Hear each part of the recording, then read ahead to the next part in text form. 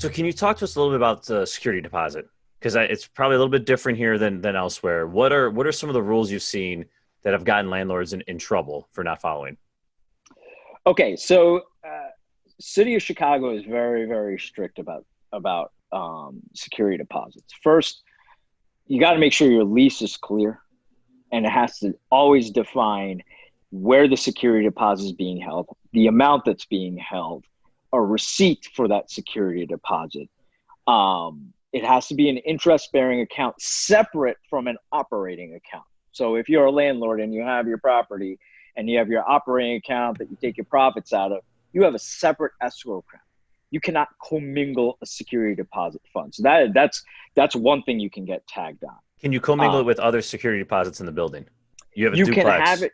You can have it in an escrow account, but they still have to be itemized out, which you could talk to your bank that you open out, and they will separate out the escrow. But it can stay in that separate account. But you cannot commingle your own money with it. And that's a big one that happens all the time. And I got to be honest with you, most of the times that these type of cases come to me from landlords, it's because they didn't realize it, and as Mark said, maybe never conferred with an attorney and didn't realize it, and just thought, hey, I'm obviously going to give the money back. But then you have to have an interest bearing. You have to pay out the interest. You either pay it out monthly or at the end of the year, and you have to give a statement. Another thing I see a lot is landlords don't, their standard forms that you can use for residential leases in Chicago. You have to fill that out and identify exactly where that security deposit is being kept. So that's another one. And, the penalties for it can be significant and statutory. Being, being kept, you're saying you have to have the bank address on the front page of the lease.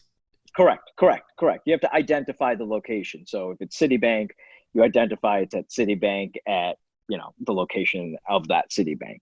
Now, the big banks are pretty good. Even the local banks all know what they're doing. So it does not hurt to talk to them. Also, they have insight, and they've seen issues with their clients and handling of escrows.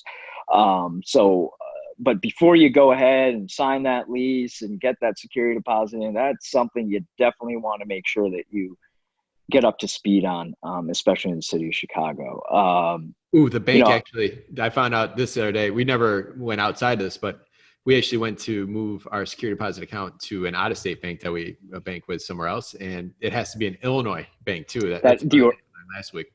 You're correct, sir.